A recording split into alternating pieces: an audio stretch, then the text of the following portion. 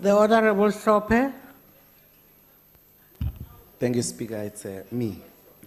Deputy President, there is a misdiagnosis rooted in this question as well as in your policy that we do not have jobs or labor-absorptive industries because of skills. The people who build majority of the things that we consume don't even have matric. The VAS labs, the teaspoons, the VASCOMs, these mics, televisions, and cell phones. So the true reason why we are not able to give jobs is because the people who carry the money to come and create those factories don't have confidence in your government because your government is corrupt. Perfect example, how do you explain selling your stake in Telkom to go and reward Dudu Mieni in SAA? Now the problem with that is Telkom controls the DTT infrastructure. They control our cell phone and telecommunications infrastructure. The military intelligence equipments that they use rely on telecom. You go sell that to the majority of which are Americans. How is that a rational decision for any country that cares for its sovereignty? Selling it, why? To go and save an incompetent, corrupt board in SAA. So the real reason why we are not being able to create jobs is because the people who've got the money for the labor-absorptive industries don't have confidence in your government. Is it rational, please, to sell the stake in Telkom in order to save SAA? Answer it directly. SAA is less meaningful in relation to Telkom. It's embarrassing actually to even hear that proposition. Honorable the Deputy President. On a point of order, Chair. I probably missed the question. Honorable Khadebe, point of order. Yes, this is a different question from what is there on the table, Chair. Indeed. Please.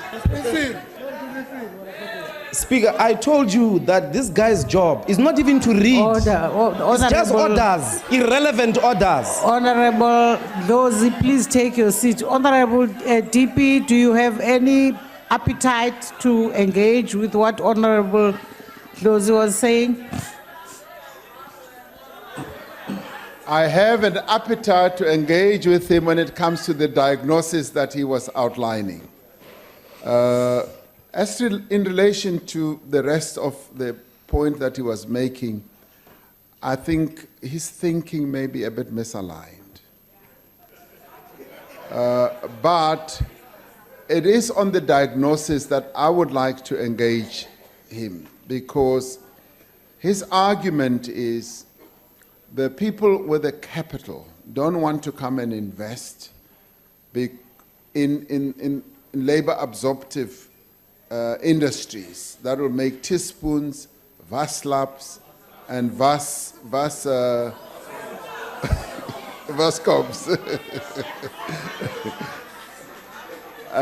What I find pleasing with that is that he recognizes that many of these things ordinarily are made by our people. Our people have a skill base to be able to make, yes, teaspoons, VAS labs, and all that. And the reality of the matter is that our country's economy has been built by those very people that we are talking about. And the issue of those with capital not wanting to come is a debatable matter. There is money in this country. Yes, companies are sitting back and not investing for a number of reasons. And one of those touches on the point that you are making. There's a political uncertainty that they have raised. They've also raised regulatory uncertainty. And these are matters that, Honorable Dr. Ndlozi, we are addressing and have to address so that those with capital and the capital that we also can mobilize and leverage can be brought to bear to create those industries. Because I listened to you very, very carefully with your insightful contribution yesterday when you were making precisely the point you're making, which in my view was very progressive in saying these are the industries that we need to be creating and absorb the majority of our people. I couldn't agree more with you on that. And as regards that level of diagnosis, in part I agree, but I also say that we need to look at the matter more broadly as we absorb the majority of our people and mobilize local resources. And money is available here. And of course, yesterday you were saying there's no foreign direct investment. There has been foreign direct investment in a much bigger way for South Africa than it has been for the rest of the continent. So we've been absorbing and attracting quite a lot of FDI in this country, and we continue to do so. So we are able to mobilize resources, and all we need to do is to focus on those types of industries that you're talking about, which speaks to the reindustrialization of our economy. This is precisely what this side of the House has been talking about, that we need to industrialize the economy of our country, create labor-absorptive sectors. On that, I'm with you completely. The other matter which has to do with, say, for instance, a telecom. This is a matter that I would like us to debate here in this House.